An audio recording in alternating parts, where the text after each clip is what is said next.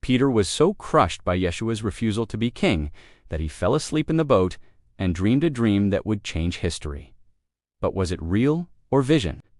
Come and walk with me as we discover this version of the story together. The apostles rowed toward the western shore in complete silence. No master, no words of comfort, just the dark lake and their own crushing disappointment. None felt it more than Simon Peter. He had been so sure, so certain, that this was the moment. The crowd wanted to crown Yeshua king. Peter had imagined it all, the throne, the power, the glory. And then Yeshua refused, shattered their dreams with a few words, and sent them all away.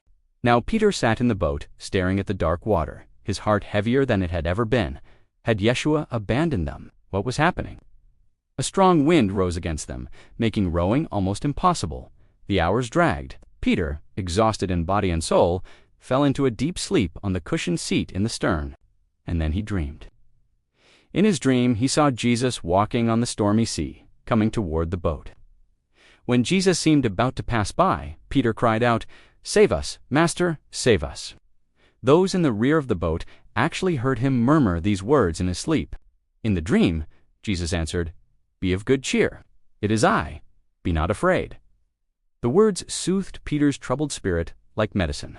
He called out again, "Lord, if it's really you, tell me to come and walk with you on the water." And in the dream, Jesus said, "Come."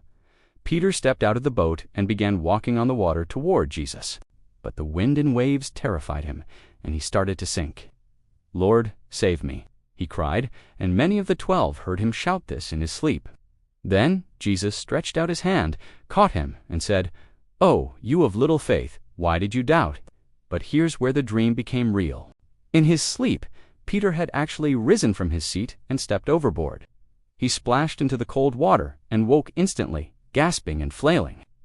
Andrew, James, and John reached down and pulled him back into the boat, dripping and confused. To Peter, this experience was always real. He sincerely believed that Jesus had actually come to them that night, walked on the water, and rescued him.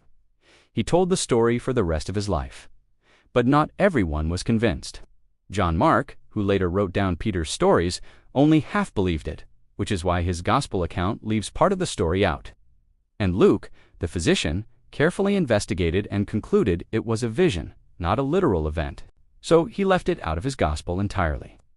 What really happened that night? Peter stepped off a boat in his sleep and dreamed a dream that felt more real than reality itself. And for him, that was enough. Have you ever had an experience so powerful, a dream, a vision, a moment, that you knew it was real, even if no one else believed you? Share your story below. Appreciate your time. See you again tomorrow. Take care, and God bless.